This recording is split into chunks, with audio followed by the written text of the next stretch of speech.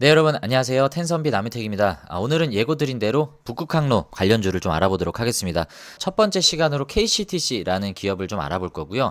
많이 알아보진 않겠습니다. KCTC를 시작으로 동방 정도만 한 두 개 종목을 좀 알아보고 매듭을 지으려고 하는데, 왜 그러냐면 사실 북극항로 관련주들이 대장주라고 할 수 있는 종목들은 사실 쇠빙선을 제조하는 기업들입니다. 대표적으로 하나오션, 삼성중공업, HD 현대중공업 등이 있고, 네, 그리고 추가적으로 현대글로비스까지 이제 대장주로 볼 수 있는데, 방금 말씀드린 이 대장주들이 흐름상으로는 지금까지도 굉장히 강한 흐름을 가져가고 있고, 이 종목들은 대장주임은 분명하지만 지금 시점에서 투자하기에는 좀 부담스러운 위치임은 분명합니다. 그래서 제가 KCTC와 동방을 선택한 이유는 이 두 개 종목이 그래도 비교적 이 관련주 중에서는 조정을 많이 가져간 시점이고, 기존의 북극항로 관련주로 움직일 때 이들이 또 강력하게 움직였던 이력들이 있습니다. 그래서 우리가 성장 가능성으로 봤을 때 이 두 종목을 좀 중점적으로 보되, 전체적인 시야 안에서는 북극항로 관련주들의 움직임을 우리가 예의주시할 필요는 있을 것 같습니다. 자, 오늘은 그런 관점에서 KCTC를 좀 알아보도록 하겠습니다. 자, 영상 끝까지 잘 시청해 주시고요. 바로 한번 내용으로 들어가 보도록 하겠습니다. 아니, 나 지금 뭐 하고 있니? 얼른 밥 차려봐. 밥 차려가지고 시작. 텐선비 나윤다 구독과 좋아요 부탁드려요.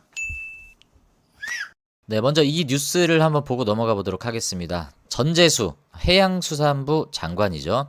자, 이분이 북극항로를 내년에 시범 운행할 것이다. 그리고 부산이 앞으로는 상하이와 함께 이 무역항로로서 거점을 두고 경쟁할 것이다라는 내용을 이제 담았는데, 최근에 이 북극항로 관련해서 많은 관심사로 지금 거론이 되고 있는 게 이 북극성 프로젝트입니다. 자, 이 프로젝트를 통해서 방금 설명드렸던 이 해양수산부 장관 전재수 씨가 해수부 이전 공약을 설계를 해서 이재명 대통령에게 건의를 할 것이다 라고 얘기를 합니다. 이 북극항로가 어떤 건지 전혀 모르시는 분들을 위해서 간단하게 잠시 후에 어떤 내용인지 살펴보도록 하겠습니다.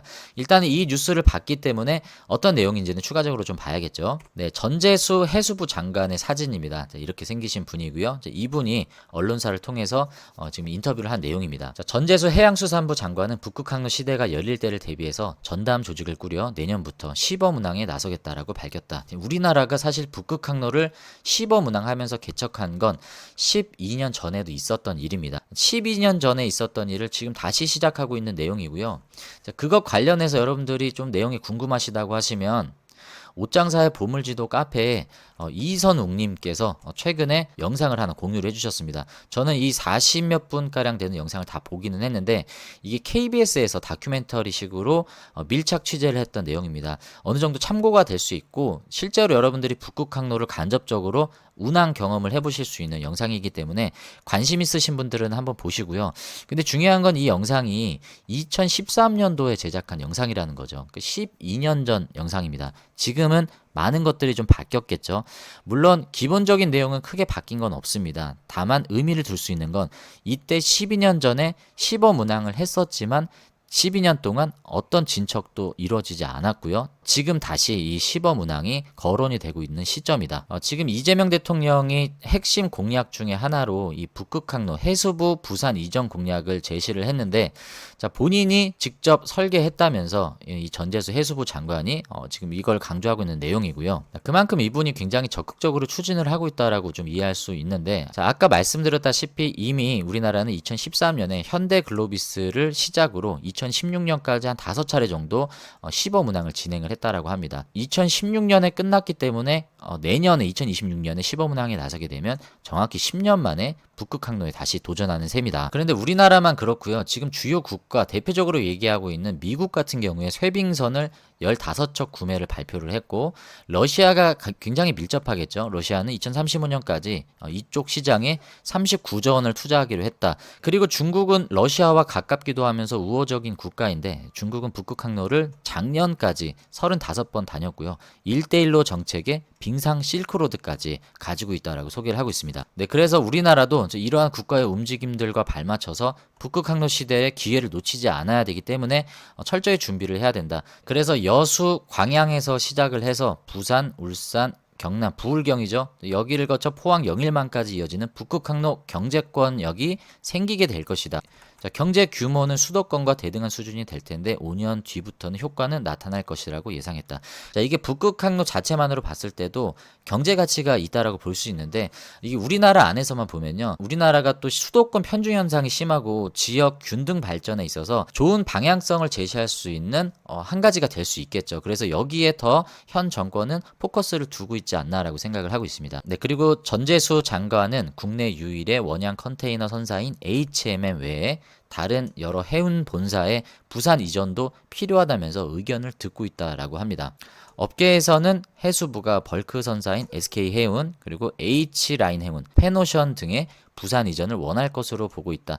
페노션은 상장을 한 회사이기 때문에 HMM과 함께 이 북극항로 관련해서 많은 주목을 받고 있다라는 걸 볼 수 있습니다. 그리고 덧붙여서 HMM 매각은 당분간 시도하지 않을 뜻을 내비쳤다라고 하고 있고요. HMM에 대한 내용은 여기서 깊이 다루진 않을 거기 때문에 이런 내용들이 진행이 되고 있다 정도 참고하고 넘어가 보도록 하겠습니다. 자, 그러면 여러분들이 일단 좀 북극항로 자체가 좀 궁금하신 분들이 있을 것 같아서 이 기사를 좀 가져왔는데 지금 보시면 여기가 북극이잖아요, 여러분. 북극이고 우리나라는 지금 여기 조그맣게 있습니다. 지금까지의 이 네덜란드 노테르담, 자, 이 무역 루트를 통해서 올 수 있는 경로를 보면 우리가 잘 알고 있는 수에즈 운하가 있습니다. 수에즈 운하가 여기 있고 지금은 이쪽 루트를 통해서 수에즈 운하를 거치고 인도양을 거쳐서 이렇게 왔죠. 자, 이 경로가 22,000km 경로입니다. 자, 근데 거리상으로 이것을 단축할 수 있는 또 다른 경로 중에 하나가 바로 지금 부각받고 있는 북극항로인데 북극항로는 북서항로와 북동항로를 다 총칭해서 얘기를 하는 거고요. 지금 우리가 대표적으로 얘기하고 있는 건 북동항로입니다. 북서항로도 있기는 해요. 이쪽 항로를 얘기를 하는데요.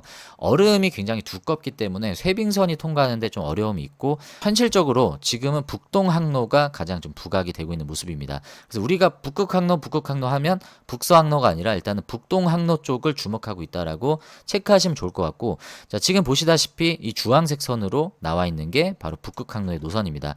그냥 대충 봐도 선이 짧잖아요. 이 거리가 15,000km다.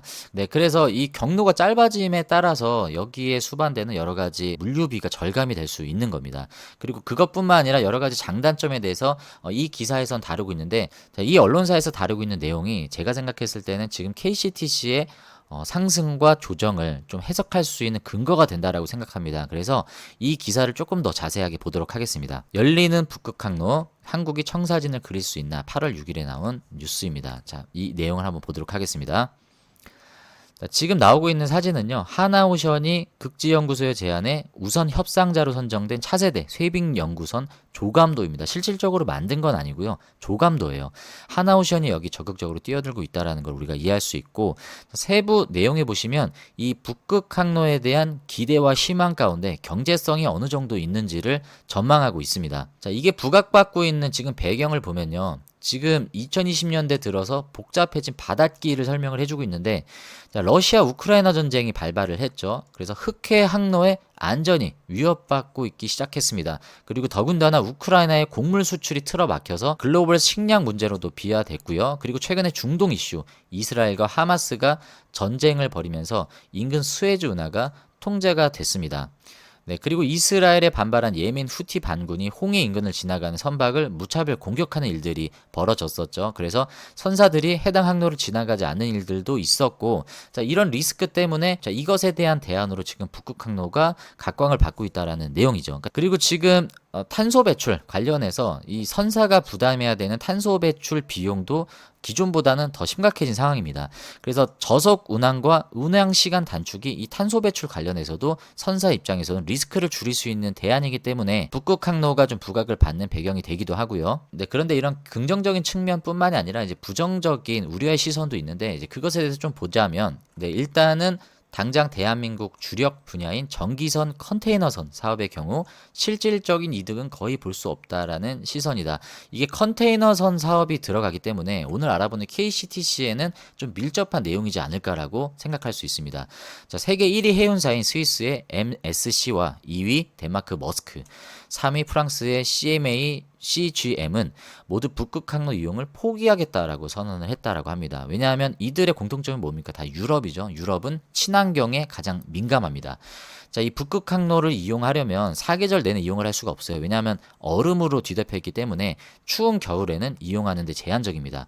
주로 겨울이 아닌 비교적 따뜻한 계절에 이용을 할 수가 있는데, 자, 이게 겨울에도 이용할 수 있고 그 나머지 계절에도 이용이 원활하려면 얼음이 녹아야 되죠. 지구 온난화로 인한 환경이 파괴돼야지 이용 가능한 항로인데, 이쪽으로 집중하기에는 유럽 입장에서는 친환경에서 좀 반대되는 입장을 가야 될 수밖에 없는 겁니다. 그리고 비용 절감이 어렵다라는 이유도 한몫을 했는데, 컨테이너 전기선사는 단순히 항구에서 물건을 싣고 최종 목적지까지 직항해 물건을 내리는 방식으로 운항을 하지 않는다. 그러면 어떻게 하느냐? 중간 기항지가 있다라는 겁니다. 중간에 경유하는 곳이 있어서 이쪽에서 이 선박 컨테이너에서 화물을 옮겨 실는 일, 자, 이걸 환적이라고 얘기를 하죠. 자, 여기에서 막대한 이익을 얻는데 북극 항로는 그런 중간 환적지가 없다라는 거죠. 실제로 부산항도 싱가포르항에 이은 세계 제2 환적 항구로서 해마다 수많은 선박이 입항을 한다. 상수란 부산 로테르담 항로 역시, 자, 이거 아까 말씀드렸던 그 네덜란드 항로를 얘기하는 겁니다. 거기 역시 중간의 길목에 닝보, 탄중, 펠레파스, 싱가포르 등 동아시아, 동남아시아권 기항지들이 즐비하다. 그 아까 수에즈 운하를 얘기를 한 겁니다. 근데 북극 항로로 가게 되면 이 환적할 수 있는 중간 기항지가 없기 때문에 컨테이너 전기선사 입장에서는 비용 절감도 어렵고 돈이 안 된다라는 거죠. 그래서 실질적인 이득은 볼 수 없다는 시선이 일부는 있다라고 합니다. 그래서 이 유럽을 중심으로 한 세계 1, 2, 3위를 기록하고 있는 해운사들이 북극 항로를 포기했다. 이거는 우리가 좀 주목해 봐야 되는 뉴스는 분명합니다. 자, 그리고 또 다른 부정적인 입장은 북극 항로 경로는 중간에 이제 기항지가 없어요. 중간 기항지가 없고 러시아가 이제 유일한데 러시아 의존도가 커질 수밖에 없는 이유고, 쇄빙선 같은 경우도 이제 가이드를 해줄 수 있는 쇄빙선은 현재까지 기준으로 러시아밖에 없습니다. 그래서 러시아가 사실 우리나라와 가깝냐? 그렇다고도 볼 수가 없기 때문에 중국, 북한, 러시아는 서로 친하고 서로 간에 여러 가지 우호적인 무역 항로를 개척할 수 있겠지만 미국과 우리나라, 일본은 조금 여기에 있어서 다르게 생각할 수밖에 없는 내용입니다. 자, 그렇기 때문에 미국, 중국, 러시아 간의 이 다툼 속에서 한국이 새우등이 터질 수 있는 우려가 있기 때문에 이 리스크를 과연 대응할 수 있는가? 자, 그 부분에 대해서 좀 우려하는 목소리들이 좀 있는 것 같습니다. 하지만 우리의 그런 우려와는 상관없는 국가가 있죠. 뭐 대표적으로 러시아와 중국이 있을 텐데 이들은 지금도 계속 이 북극 항로를 이용을 하고 있습니다. 그래서 기존에 2014년 기준 400만 톤이었던 북극 항로가 물동량이 2022년에는 3,400만 톤을 기록하면서 8.5배가량 엄청나게 증가를 하고 있다. 네, 그래서 러시아는 지금 미국의 견제가 점점 심해짐에 따라서 이 북극 항로를 더 적극적으로 지금 이용을 하고 있는 상황이고, 중국도 러시아와 관계가 점점 강화되고 있기 때문에 이러한 부분에 있어서 중국과 러시아는 계속 이쪽으로 투자를 하고 집중을 하고 있는 내용입니다. 네, 그렇기 때문에 지금 미국을 견제하는 일종의 카드로 북극 항로를 통해서 서로 윈윈하는 전략을 가져가고 있습니다. 그래서 우리나라가 직접적으로 이 컨테이너 선사 입장에서는 이 북극 항로를 통해서 이익을 가져갈 수 있을 것인가에 대한 부분은 확답을 내릴 수가 없는 시점입니다. 하지만 중국과 러시아는 이 북극 항로를 통해서 지금도 적극적으로 추진을 하고 있고, 그렇다면 미국은 북극 항로에 관심이 없을까요? 아니요, 그렇지 않습니다. 미국도 적극적으로 지금 쇄빙선을 만들기 위해서 계획을 세우고 추진을 하고 있고, 2024년 12월부터 그린란드 인수를 주장을 하면서 자신의 장남인 트럼프 주니어를 그린란드 수도인 누크로 보내면서 그린란드 통제권을 획득하기 위해 군사적, 경제적 강수도 고려하고 있다라고 얘기하고 있습니다. 그래서 지금 이 북극 항로에 대해서 미국도 관심을 갖고 관련된 쇄빙선 투자도 계속 이어져 오고 있기 때문에, 그래서 우리나라도 여기에 지금 관심을 갖고 있는 내용인데 리스크도 공존하고 있고 이미 12년 전에 시도했던 것이 반복되지 않을까라는 그런 우려의 목소리도 계속 공존하고 있는 상황입니다. 하지만 지금 이재명 정부는 이것을 지역 균등화 발전의 일환으로 보고 굉장히 적극적으로 추진을 해나가고 있고, 지금 보시면 쇄빙선 도입 지원, 북극항로 개척 시동, 한국해양진흥공사가 상업 운항을 위한 기금을 신설했다, 쇄빙선 도입을 지원한다, 이런 뉴스들은 계속적으로 나오고 있습니다. 적극적인 정부 공공기업 중심으로 투자가 이루어지고 있기 때문에 실질적으로 이제 플레이어들, 하나오션이나 삼성중공업, HD 현대중공업, 이런 쇄빙선을 만들 수 있는 기업들이 이런 기대감과 함께 수혜를 가져가고 있는 모습이고, KCTC 관련해서도 지금 7월 14일에 나온 뉴스인데요. 주가가 한창 올라갔을 때 나온 뉴스입니다. 부산항, 진해신항 개발 본궤도 소식에 KCTC가 22% 상승을 가져가고 있다. 또 다른 뉴스를 보시면 이건 7월 3일에 마찬가지로 상승을 가져가는 시점에 나온 뉴스인데요. 국정위가 북극 항로 개척 사업 국정 과제로 추진하고 있다라는 내용의 KCTC가 급등했던 이런 내용들을 우리가 기억을 할 수 있습니다. 자, 그렇기 때문에 북극 항로 관련해서 여러 가지 정책적인 움직임, 기업들의 움직임들이 긍정적인 흐름으로 간다라고 하면 KCTC가 밀접하게 반응한다라는 거 우리가 이해할 수 있습니다. 자, 그러면 이제 KCTC의 간단한 기업 개요를 좀 살펴봐야겠죠. 북극 항로 첫 번째 영상이다 보니까 앞에 서론이 좀 길었습니다. 본격적으로 간단하게 KCTC의 사업 영역을 좀 살펴보도록 하겠습니다. 현재 8월 7일 지금 정규 시장은 지금 마감이 됐어요. 현재 주가는 5,460원이고요.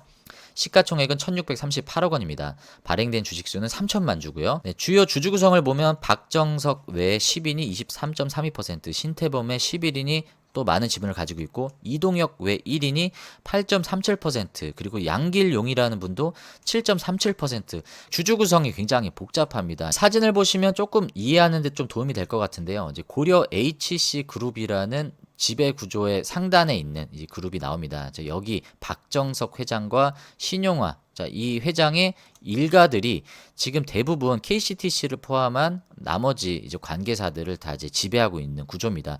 자, 지금 보시면 고려 HC 그룹이 KCTC의 43.07%의 지분을 가지고 있는데, 아까 제가 말씀드렸던 그 복잡한 주주들 있죠. 그들이 갖고 있는 지분들의 합이 43%다라고 설명을 하고 있습니다. 그래서 지금 알아보고 있는 KCTC는 고려 강제장, ITW 메가라인, KCT ENC, 그리고 부산 양곡터미널, 이런 자회사들을 보유하고 있는 회사다라는 걸 이해할 수 있고, 해운 관련된 사업을 하고 있습니다. 해운 유통 물류 사업 쪽을 담당하고 있다라고 이해하시면 충분하실 것 같습니다.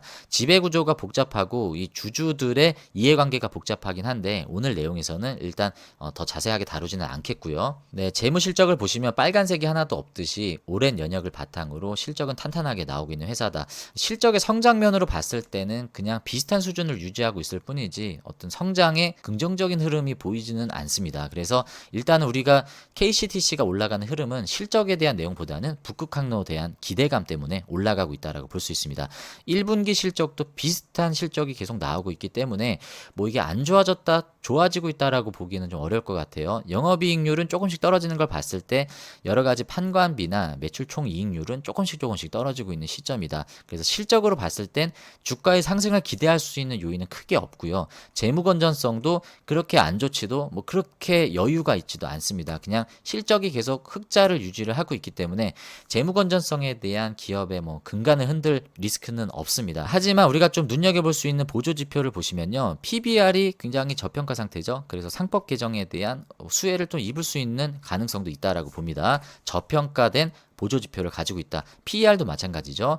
지금 4.57배 정도를 적용받기 때문에 동일 업종 PER을 비교했을 때는 절반 정도 수준이다라고 볼 수 있습니다. PBR, PER은 보조 지표로서 저평가 상태이지만 실적의 성장성은 아직은 멈춰있기 때문에 긍정적으로 보이지 않는다. 단지 북극 항로에 대한 기대감, 그쪽으로 매출이 확대된다고 하면 이 정체되어 있는 성숙 단계 실적이 성장으로도 이어질 수 있다는 기대감이 반영되는 시점입니다. 자, 회사 홈페이지를 좀 들어보겠습니다. 홈페이지 들어오면 여기 사업 소개를 좀 클릭을 하면요, 지금 하고 있는 사업에 대한 설명을 여기서 해주고 있습니다. 먼저 컨테이너 사업을 좀 보면, 컨테이너는 우리가 이렇게 많이 봤잖아요. 여러분 이거 많이 보셨죠? 컨테이너에 KMTC 이렇게 써 있는 걸 봤는데, 자, 이거 우리 지금 종목은 KCTC입니다. 이거 KMTC라고 해서 다른 회사가 아니고 같은 회사다라고 이해하시면 좋을 것 같습니다.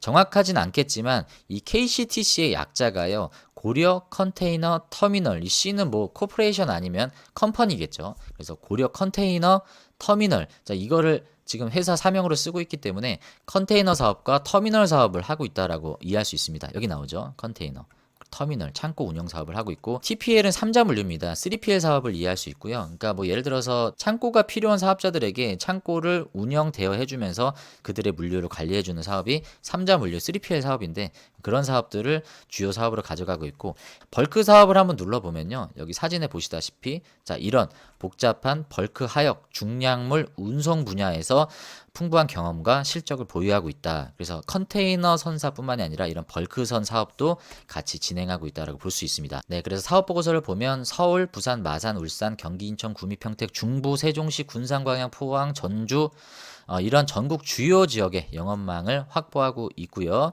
300여 대의 트랙터와 900여 대의 각종 트레일러를 보유하고 있고, 27량의 컨테이너 전용 철도 하차를 경부선, 호남선 등 주요 간선 철도에 투입하여 고객의 화물을 안전하고 신속하게 운송하고 있다. 자, 이런 회사의 역량을 설명해 주고 있습니다. 네, 그래서 수출 비중을 보시면요. 지금 내수 비중이 거의 100%입니다. 수출이 거의 없죠. 수출은 없고 내수 쪽으로 100% 매출이 나오고 있는 시점이다라는 걸 볼 수 있습니다. 그래서 매출 비중을 보면 이제 운송 수입, 일반 화물 트럭 운송, 철도 수송 이쪽으로 32.64% 가장 많은 매출 비중이 이쪽으로 나오고 있고 소화물 수입, 화물 보관, 3PL 얘기했던 사업 쪽으로 두 번째 많은 매출이 나오고 있고 그 다음에는 뭐 중량 화물 운송 하역인데 전체적으로 보면 하역, 운송, 보관 자 이쪽으로 매출이 나오고 있다라고 볼 수 있습니다. 네, 그러면 차트 분석을 통해서 한번 알아볼 텐데 제가 아까 서두에 지금 북극항로 시범 운항은 2016년에 시범 운항이 끝난 뒤로 지금 2026년에 시범 운항을 할 예정이기 때문에 10년이 걸렸다라고 하잖아요. 그러면 과연 10년 전에는 주가가 어떠했느냐 이게 좀 궁금할 텐데 KCTC의 이 연봉 차트를 좀 보면요. 2016년 이하가 언제입니까?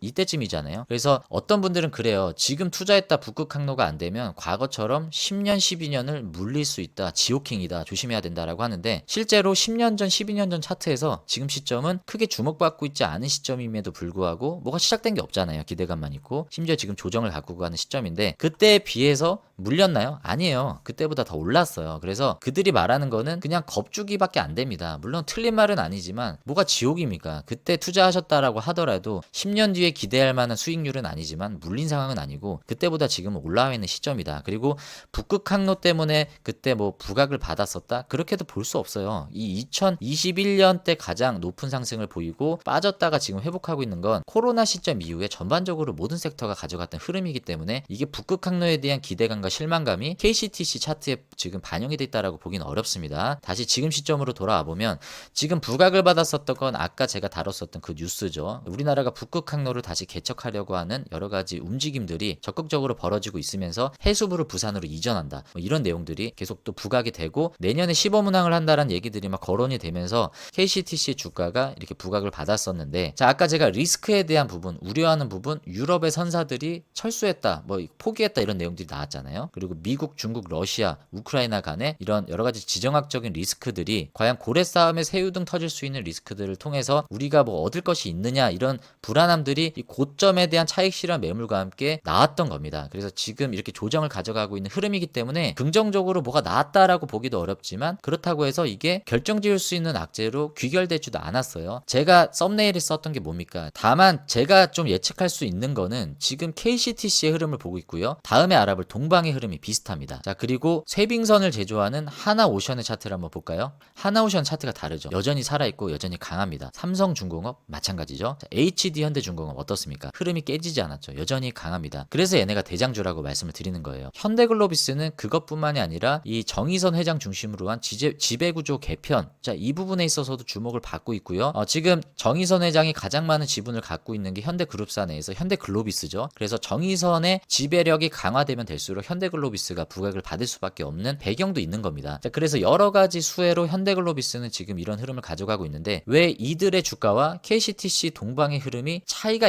있는가? 그리고 세방도 KCTC와 비슷한 사업을 하고 있습니다. 세방 차트도 비슷하죠. 왜 이게 비슷한가라고 저는 결론을 내릴 수 있는 게 쇠빙선과 컨테이너선은 수혜의 영역이 다소 다를 수 있다. 지금 미국이 집중하고 있는 게 여러 가지가 있겠지만 미국도 북극항로에 대해서 포기한 게 아니라 지금 이쪽으로 투자를 집중하고 있다라고 얘기를 드렸습니다. 미국은 선박을 건조할 수 있는 여러 가지 기술력이 있어서 마스가라는 용어 많이 들으셨죠? 이번에 관세 협정에서 우리가 원하는 결정을 이끌어올 수 있었던 가장 중요한 키워드가 바로 이 마스가 조선업 쪽이었습니다. 우리나라의 협력을 계속 요청하고 있잖아요. 국방뿐만이 아니라 자 이런 알래스카나 북극항로 이걸 개척하기 위해서 쇠빙선을 제조할 수 있는 기술력을 우리나라가 갖고 있기 때문에 미국은 우리나라와 밀접한 협력 관계를 유지할 수밖에 없습니다. 그래서 쇠빙선을 제조할 수 있는 하나오션, 삼성중공업, HD현대중공업 관련된 조선업들이 여러 가지 수혜를 가져가고 있기 때문에 북극 항로 대장주이면서 이런 주가의 흐름을 가져가고 있는 거고, KCTC는 북극 항로가 열렸을 때를 가정을 해서 수혜를 볼 수 있는 거잖아요. 그래서 이러한 대주적인 차트를 가져가고 있는 겁니다. 투자를 한다라고 봤을 땐 북극 항로를 투자할 때는 이 하나오션 같은 기업들을 투자하는 게 좋겠죠. 하지만 이들은 이미 고점이기 때문에 지금 들어갔는데 약간의 리스크는 있습니다. 그래서 제가 KCTC와 동방 정도를 일단은 보시는 게 좋지 않을까라고 말씀을 드리는 거지, 이들이 북극 항로의 대장주여서 먼저 접근하는 게 아니다라는 거 여러분들이 꼭 참고하셔야 되고, 지금은 신규 진입할 수 있는 시점은 분명합니다. 분명히 기회를 주고 있고 많은 매물들을 거래량과 함께 이미 소화를 한 시점이기 때문에 더 떨어질 확률보다는 자리를 잡던지 아니면 어떤 호재가 발생했을 때 올라갈 확률이 굉장히 큰 시점이지만, 하지만 리스크가 공존하는 사업이기 때문에 100% 안전하게 올라간다라는 보장이 없습니다. 그래서 여러분들이 굳이 투자를 하지 않아도 돼요. 굳이 투자를 하지 않아도 되지만 이재명 정권에서 주목하고 있는 정책임은 분명하고요. 이게 만약에 추진이 된다라고 하면 지역 균등 발전에 있어서 이게 중요한 수단으로 활용될 여지는 굉장히 큽니다. 진짜로 해수부가 이전이 된다라고 하면 부각을 받을 수 있는 시점이기 때문에 그런 관점에서 한번 투자를 염두하시는 분들은 고점에 있는 대장주를 보시기보다는 대안으로 KCTC나 동방 같은 이런 대안책을 보시다가 향후에 이 조선주들이 조정을 가져가는 시점에 기회를 준다라고 하면 그때 포트를 좀 변경하실 수도 있는 전략이 있잖아요. 그런 관점에서 공부해보자는 차원으로 이 두 종목을 제가 여러분들께 소개를 해드리고 있습니다. 자, 다음에 비슷한 사업을 하고 있는 동방은 어떤 차별점이 있고 어떤 사업을 하고 있는지 좀 알아보도록 하고, 특별히 기술적인 분석이 없어요. 지금은 매수 시점이긴 하지만 리스크 대응 차원에서 여러분들의 투자 성향에 맞게 잘 여러분들이 포트를 운영을 하셔야 됩니다. 그리고 굳이 투자를 하지 않아도 된다, 더 좋은 섹터는 많이 있습니다. 여러분들 참고하셨으면 좋겠고요. 오늘 KCTC 이 북극 항로 관련주 영상은 여기서 마무리 짓도록 하겠습니다. 오늘 영상이 도움이 되신 분들은 구독과 좋아요 좀 눌러주시고요. 댓글로 여러분들의 요청사항, 궁금하신 것들 많이 소통해 주시길 바라겠습니다. 여러분들의 수익은 10배, 주식은 쉽게 될 수 있도록 텐섬이 나미테크 오늘도 함께하고 있습니다. 여러분 오늘 시청해 주셔서 감사하고요. 다음에 더 좋은 영상으로 인사드리도록 하겠습니다. 안녕히 계십시오.